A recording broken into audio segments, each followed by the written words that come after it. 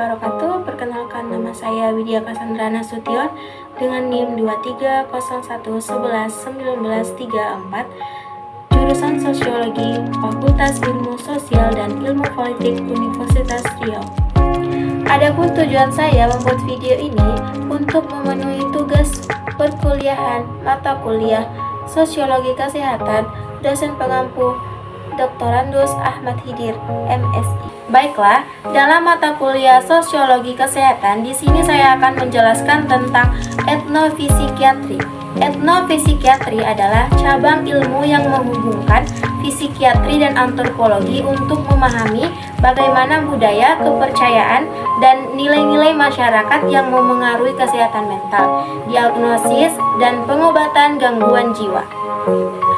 Fokusnya adalah pada cara gangguan mental diekspresikan dan dipahami dalam berbagai budaya, serta bagaimana interaksi antara budaya dan fisikiatri dapat memperkaya pendekatan pengobatan yang lebih inklusif dan sensitif budaya.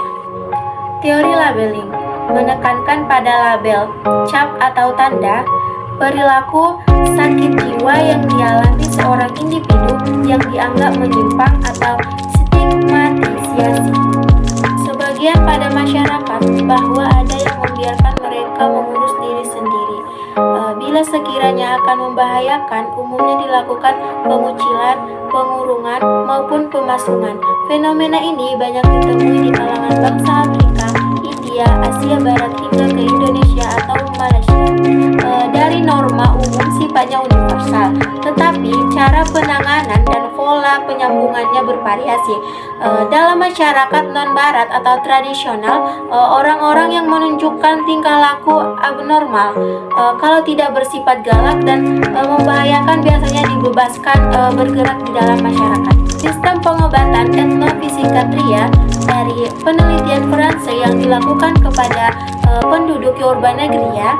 Yang pertama, pasien harus tinggal beberapa hari di rumah pengobatan tradisional. Yang kedua, pada beberapa minggu dilakukan pemasungan sampai percaya bahwa si penderita ini atau si pasien ini tidak akan melarikan diri. Yang ketiga, diberikan pengobatan dengan berbagai ramuan atau pengobatan hewan-hewan. Yang keempat, kadang-kadang saham atau dukun melakukan perantek ranse. Perantek ranse ini seperti untuk masuk ke dalam roh si penderita dengan tujuan untuk berdialog dengan roh jahat yang menghuni jasad si penderita. Yang kelima, bila pasien sudah dianggap sembuh dari penyakitnya, maka dilakukanlah upacara pelepasan dengan yang umumnya dilakukan di tepi sungai yang melakukan pengorbanan darah, yakni pembersihan pasien secara simbolik yang merupakan lambang dari kematian dan kelahiran kembali dalam kehidupan baru. Tes kasus ini telah diuji coba oleh Rosenhan dengan berpura-pura sakit jiwa yang dirawat selama 19 hari. Sakit jiwa selalu dianggap memiliki referensi kekambuhan, baik sementara maupun melekat selama hidup penderita. Permanen temporer, bagi penyembuh peranan itu dilakukan secara permanen, sementara si pasien peranannya hanya temporer. Atasan atau bawahan bersifat hubungan yang menguasai dan menaati penyembuhan dan memberikan instruksi dan larangan, sementara pasien dalam posisi pasif dan harus menaati. Sukarela dan non-sukarela, hubungan antara penyembuh dalam konteks penyembuhan biasanya lebih bersifat sukarela, sementara bagi si pasien umumnya cenderung non-sukarela. Kelebihan dan kelemahan non-barat dan barat. Non-barat, beberapa farmakopenya merupakan sumber pengetahuan barat. Efek psikologis, pengobatan cukup efektif. Kelemahannya, sistem ini lambat laun makin hilang karena para pengobat tradisional banyak yang tidak memiliki kemampuan baca tulis. Sedangkan barat, perkembangan dan efektif pertumbuhannya sangat cepat. Tolak ukurnya jelas. Kelemahannya, sistem ini dalam penggunaan obat-obatan seringkali memiliki efek jangka panjang yang baru diketahui beberapa tahun kemudian. Masalah pangan dan gizi dalam konteks sosial sosiologi atau antropologi kesehatan, mengapa masalah pangan dan gizi dianggap penting untuk dikaji oleh sosiologi dan antropologi kesehatan? Disebabkan karena kelaparan dan kekurangan gizi merupakan hambatan paling besar bagi perbaikan kualitas kesehatan masyarakat. Pola konsumsi dan pola makan yang dipengaruhi oleh budaya dan kebiasaan makan yang buruk. Pola penyelesaian melalui budaya itu kemudian diperumit lagi dengan adanya selera dan penyelesaian pribadi meskipun diperbolehkan secara budaya. Setiap orang senang mencoba menu baru, tetapi pola tradisional yang dikenal sejak kecil akan selalu melekat dan sulit untuk diubah. Kurangan gizi dan menurunkan daya tahan tubuh terhadap infeksi dan penyakit. Kekurangan gizi dapat menyebabkan kemampuan bekerja keras menurun.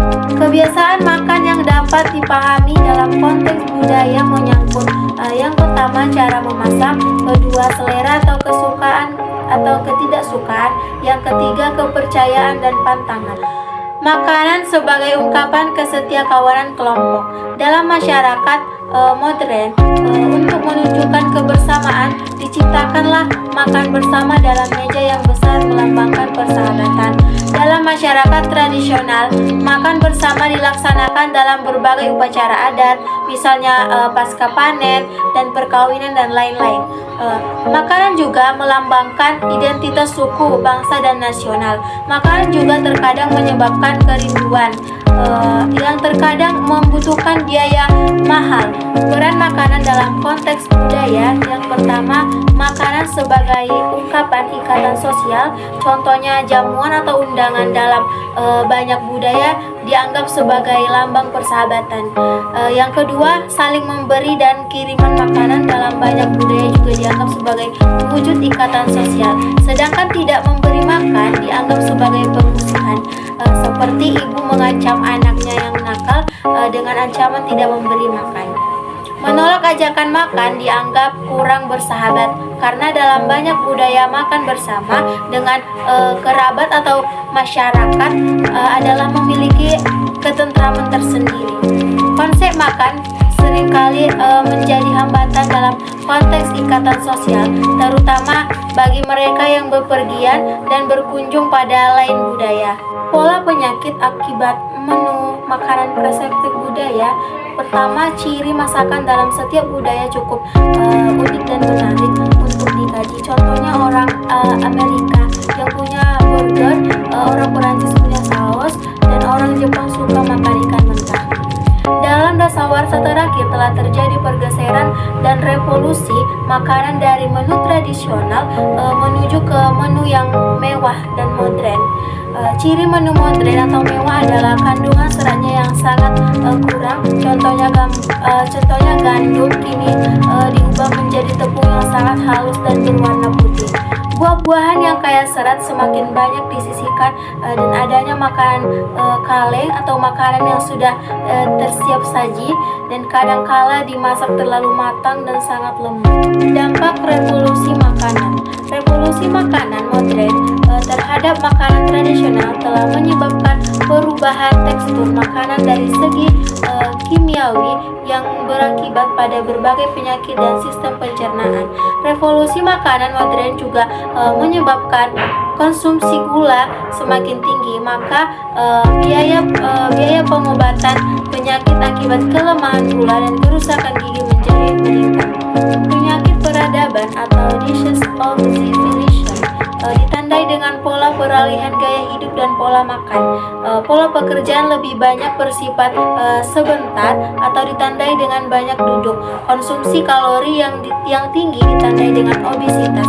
Obesitas dalam sebagian budaya dianggap lambang kemakmuran, identik dengan kegendutan para senator Romawi yang gendut-gendut dibandingkan rakyat jelata. Perbedaan anggapan orientasi sehat dulu dan sekarang. Kalau dulu, yang pertama, ke dokter atau ke dukun bila sakit. Kedua, adanya ketakutan bila berhubungan dengan rumah sakit. Ketiga, berobat ke rumah sakit bukan malah jadi sembuh tapi jadi sakit. Kalau pemikiran orang dulu. Tetapi kalau sekarang. Yang pertama, alternatif pilihan untuk tetap bugar semakin banyak. Yang kedua, masyarakat memilih tujuan pengobatan modern. Yang ketiga, rumah sakit semakin komparatif. Pentingnya belajar sosiologi atau antropologi. 1. Pengetahuan klinik. Pendidikan dokter, kesehatan, perawatan sudah cukup mereka peroleh, tetapi persoalan lapangan tidak selalu berkomunikasi langsung dengan masalah kesehatan. 2. Pola penyakit menular yang berbahaya seperti cacar, lepra, dan lain-lain jauh lebih berkurang dengan ditemukannya antibiotik. Pola pemeliharaan kesehatan cenderung berubah. Masyarakat bukan hanya mencari pertolongan medis karena takut mati, tetapi ada kecenderungan hanya untuk agar pekerjaan mereka sehari-hari tidak terganggu, kebugaran, kecantikan, dan pengembangan intelektual, dan lain-lain. Tugas kesehatan harus memahami batas yang jelas.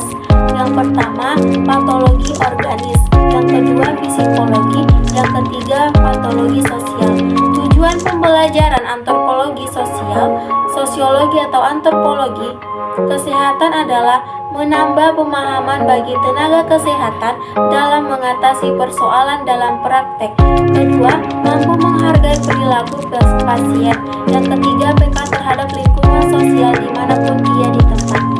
Belajar sosiologi atau antropologi sosial adalah untuk memahami mengapa ada perbedaan antara golongan status sosial, ekonomi, dan pola penyakit, dan mengapa ada perbedaan jenis kelamin dalam kunjungannya ke layanan kesehatan. Apakah ini merupakan faktor sosial bahwa kaum perempuan dianggap lebih lemah? Beberapa lingkup masalah biomedik yang membutuhkan permasalahan sosial. Pengaturan jumlah penduduk melalui alokon sterilisasi disebut kontrak KB. Pelopornya adalah Malthus. Ia hanya menyarankan penunda perkawinan. Perbedaan penyakit KB di barat dan di timur berbeda alasan kontrak KB. Yang pertama, sama dengan pembunuhan bayi. Yang kedua, KB dianggap tidak wajar. Yang ketiga, tidak percaya pada karunia Tuhan. Yang keempat, sama dengan mengabaikan doa para rasul yang dianjurkan untuk memperbanyak umatnya. Yang kelima, KB membawa masalah sosial. Yang keenam, ada anggapan sebagai konspirasi barat terhadap negara yang berkembang. Lanjutan masalah sosial adalah cara mengatasi kemandulan yang cenderung bias gender. Yang pertama, poligami atau pro kontra. Yang kedua, pengobatan tradisional. Yang ketiga, adopsi anak. Masalah sosial lain yang perlu dipahami dalam konteks sosial adalah kesehatan. Yang pertama, imunisasi dan pola pemberian ASI. Permasalahan sosial kesehatan yang membutuhkan sosiologi. Yang pertama, disparitas status kesehatan. Yang kedua, beban ganda penyakit. Yang ketiga, kinerja pelayanan kesehatan yang rendah. Yang keempat, perilaku masyarakat yang kurang mendukung pola hidup bersih dan sehat. Yang kelima, rendahnya kondisi kesehatan lingkungan. Yang keenam, rendahnya kualitas, pemerataan, dan keterjangkauan pelayanan kesehatan. Yang ketujuh, terbatasnya tenaga kesehatan dan distribusi tidak merata.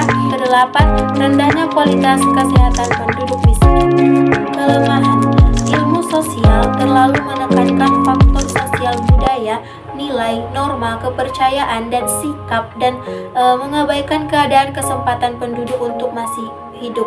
Yang kedua, ilmu kedokteran terlalu menekankan pada faktor kesehatan fisik yang masih hidup. Masalah sosial berkaitan dengan masalah kesehatan.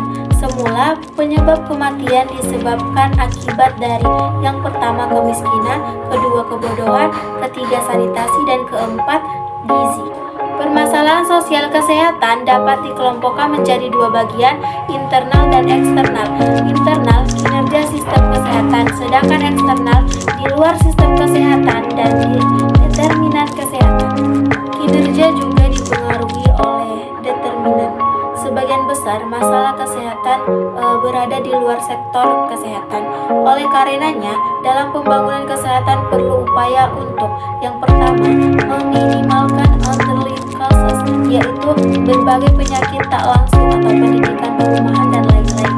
Yang kedua, menangani causes of the causes, yaitu penyebab fundamental atau masalah sosial, ekonomi, budaya, dan lingkungan. Bagaimana kinerja pelayanan kesehatan kesehatan kita, status kesehatan seperti AKI, UHH, dan AKB, dan lain-lain. Apakah status kesehatan kita sudah cukup baik? Responsiveness atau ketangkapan output upaya sistem kesehatan mencakup indikator SUVLI atau MIS cakupan imunisasi, dan demand atau MIS kepuasan pasien. Apakah kita sudah cukup tanggap? Equality atau keadilan mengandung dimensi moral dan etik, mengacu pada perbedaan yang dihindari dan tidak perlu terjadi. Apakah sudah cukup adil? Baiklah, cukup sekian yang dapat saya sampaikan dan saya jelaskan tentang antropologi sosiologi kesehatan. Saya sudahi dengan salam. Assalamualaikum warahmatullahi wabarakatuh.